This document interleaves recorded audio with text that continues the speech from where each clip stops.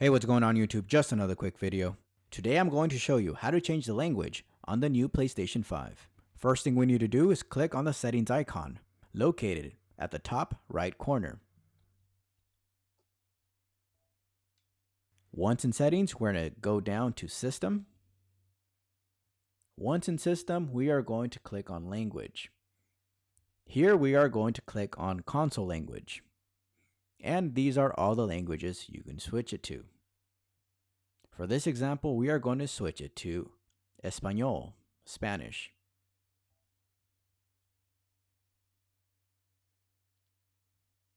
And you will see that the language has switched from English to Spanish.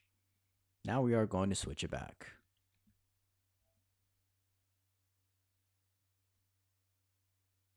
If this video was helpful, please give this video a thumbs up.